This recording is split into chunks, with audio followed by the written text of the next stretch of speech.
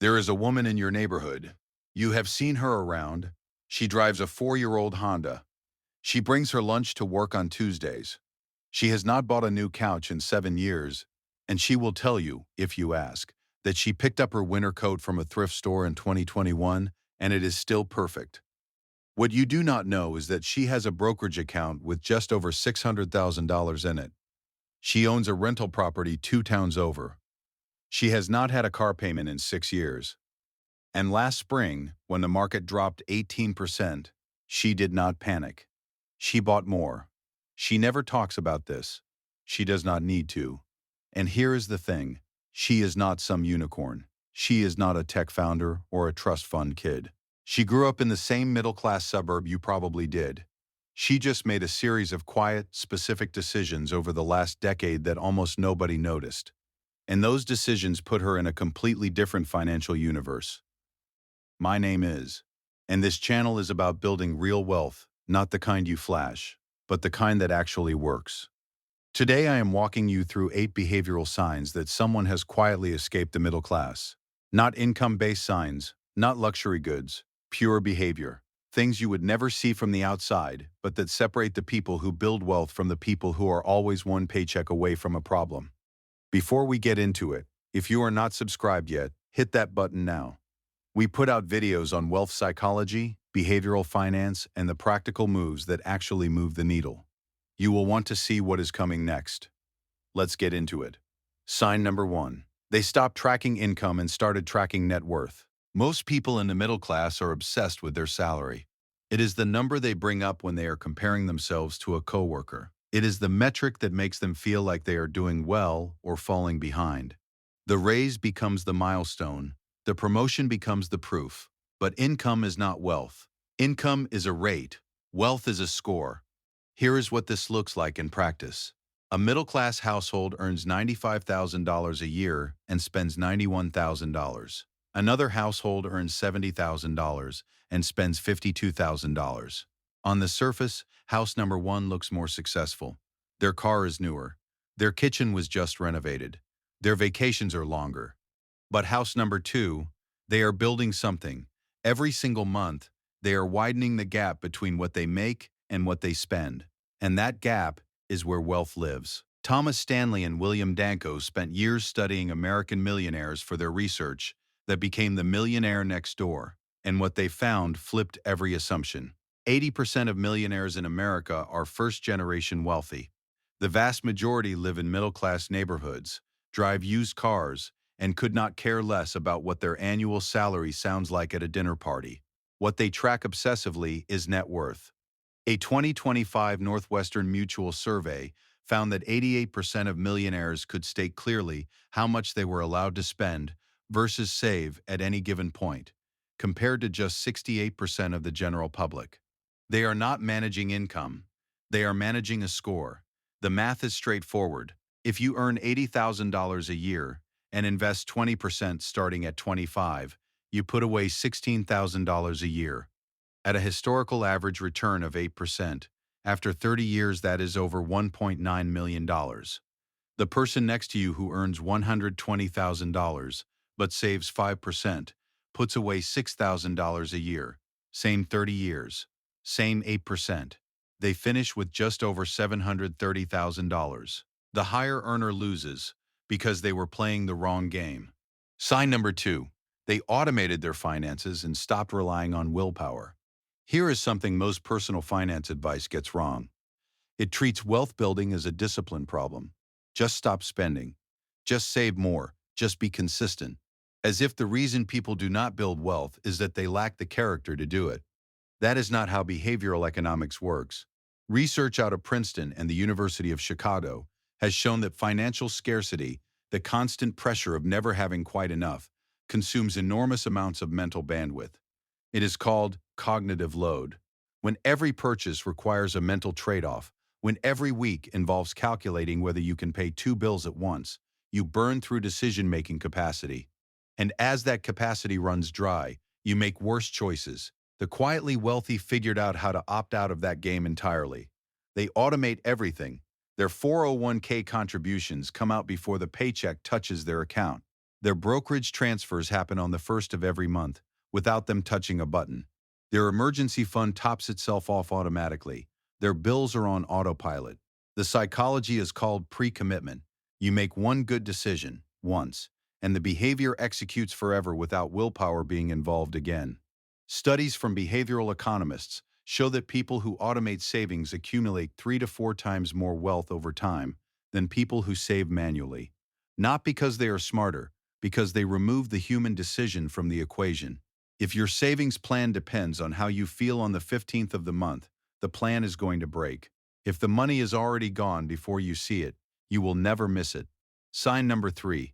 They buy time instead of buying things. There was a 2017 study published in the Proceedings of the National Academy of Sciences that found spending money on time-saving services produces measurably greater life satisfaction than spending the same money on material goods. Across 4 countries, tens of thousands of participants. The finding was consistent, and yet only 17% of the people studied actually spent money that way. The middle-class instinct is to do it yourself. Fix your own car, clean your own gutters, mow your own lawn. File your own taxes. That instinct gets sold as frugality, but what it really is, in many cases, is a failure to value your own time. Here is the flip. Someone who earns $50 an hour and spends 4 hours a week on tasks they could outsource for $30 an hour is spending $80 worth of time to save $120. That sounds like a win. It is not, because those 4 hours per week are 200 hours a year that could have gone into a side business, into building a skill, into rest that makes them more productive, into time with their kids that they will never get back. The quietly wealthy treat time as the most expensive resource they own. They calculate it. They ask which tasks are worth paying to remove from their lives, and they do it without guilt. They delegate aggressively. They say no to things that drain hours without producing value. They protect white space on their calendar the same way they protect their investment accounts. Time affluence, the feeling of having enough time, is directly correlated with well-being, lower anxiety, and better long-term decision-making. The wealthy are not just richer, they are operating with more mental space to make better choices. Sign number 4. Their lifestyle did not grow when their income did. This one might be the most quietly devastating wealth killer in America, and it has a name. Economists call it hedonic adaptation. You get a raise, you buy a nicer apartment, you buy a nicer car, you start eating out more, and within 3 to 6 months, the new baseline feels completely normal. The excitement fades, you want more. The cycle repeats. Every time your income goes up and your spending immediately matches it, you are running on a treadmill. You feel the movement. You log the miles, but you are not going anywhere. The Federal Reserve's research on saving behavior shows that the gross saving rate among the top 1% climbs dramatically with income, but the net saving rate stays remarkably flat at around 7%. What separates the quietly wealthy from the perpetual high earner is that they chose, deliberately, to let their lifestyle lag behind their income growth. Their peers got the promotion and immediately leased a BMW. They got the same promotion and increased their brokerage transfer. They still live in the house they bought in 2015. They still have the same phone they had 2 years ago. Not because they cannot afford to upgrade, but because they looked at what upgrading costs in real terms and decided it was not worth it. If you invest $1,000 a month from age 30 to 60 at 8% returns, you end with just over $1.4 million. If lifestyle creep convinces you to invest $500 instead, you finish with just over $740,000. The difference is $660,000, and you probably barely noticed the apartment upgrade after 6 months. That is the hedonic treadmill, and the people who escaped the middle class got off it. Sign number 5. They started building a second income stream before they needed one. The middle class model is built on a single income, one job, one paycheck, one employer who controls the whole thing. The financial risk embedded in that structure is enormous, but because it feels normal, it rarely gets examined. According to IRS data, the average American millionaire has 7 income sources. What is consistent across studies is this: 65% of wealthy individuals maintain at least 3 income streams. Only 5% of people who stay broke do. The gap is not about earning more from one source. It is about building redundancy into the system. What this looks like in practice is quiet and undramatic. It is dividend income from a $40,000 portfolio kicking off $1,200 a year. It is a rental property that cash flows $400 a month after expenses. It is a freelance skill that brings in $800 a month from 2 clients. None of these are life-changing on their own. All three together add up to $26,400 a year, enough to fully fund a Roth IRA, a taxable account, and an emergency reserve simultaneously. The quietly wealthy start building these streams early, before they have to. A second income stream started when you do not need the money is a completely different animal than one started out of desperation. One compounds quietly in the background. The other is a scramble, and there is a psychological shift that comes with it. The moment someone has a meaningful income source that does not depend on showing up to an office, something changes in how they make decisions. They negotiate differently. They push back on things that previously felt untouchable. They stop being afraid. That is what financial optionality feels like.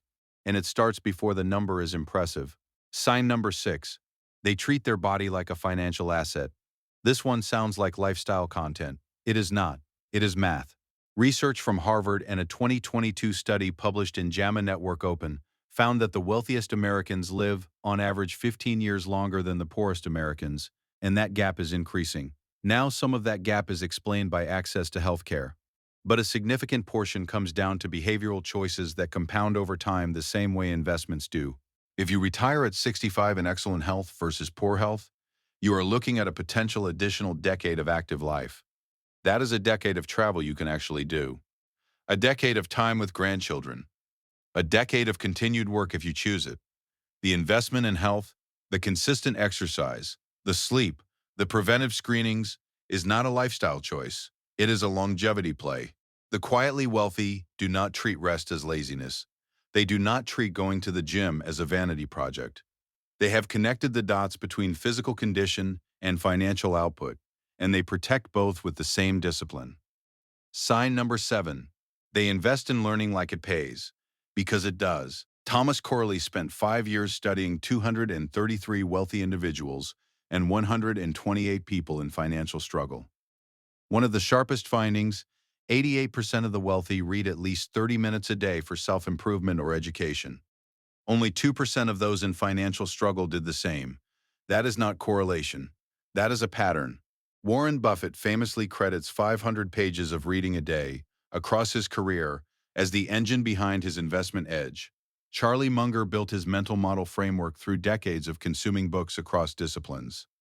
The underlying behavior, continuous intentional learning, shows up consistently across wealth research regardless of industry.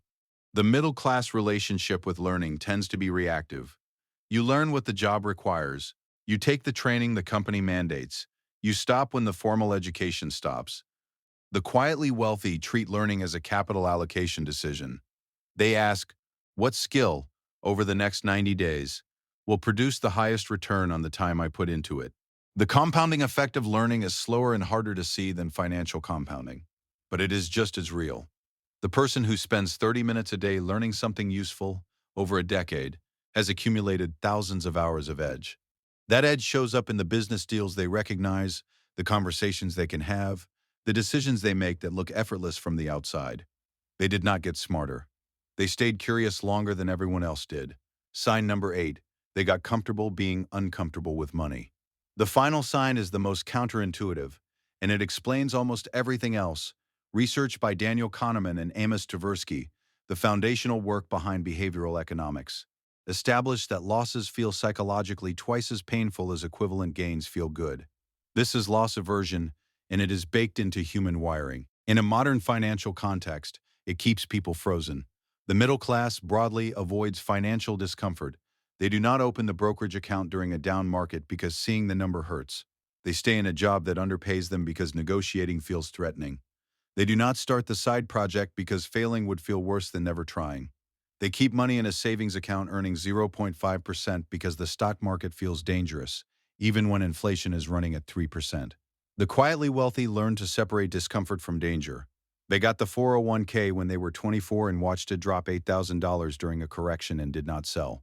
They asked for the raise even though the conversation was uncomfortable. They started the business knowing some months would be slow. They made peace with the fact that building real financial security requires sitting with uncertainty for a long time before the scoreboard catches up.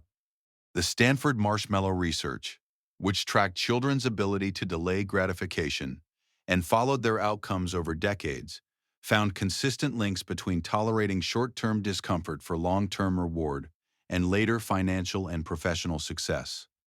The people who have escaped the middle class are not more fearless. They are more patient, and that patience is available to everyone. So let us go back to the woman walking her dog on Tuesday mornings. She is not wealthy because she got lucky. She is not wealthy because she earns more than you. She is wealthy because of 8 specific, unglamorous, invisible decisions she has been making for years. She tracks net worth, not income. She automated her finances and stopped fighting herself. She buys back her time. Her lifestyle never caught up to her raises. She built a second income stream before she needed it. She treats her body as an asset. She reads and learns consistently, and she made peace with discomfort a long time ago. Real wealth does not need to prove itself. It does not need you to see it. It just works, quietly in the background, while everyone else is arguing about the economy. The signs are never loud. They never are. So here is what I want to know. Which of these 8 signs do you already practice, and which one do you know you need to work on? Be honest. Drop it in the comments. I read every one. If this video changed something in how you think about money, hit the like button. It genuinely helps other people find this content. Share it with someone who needs to have this conversation with themselves. And if you are not subscribed yet, do it now, because next week we are getting into something that most finance channels are too afraid to touch: the exact reasons why a high income can actually make it harder to build wealth, and what to do about it. I will see you in the next one.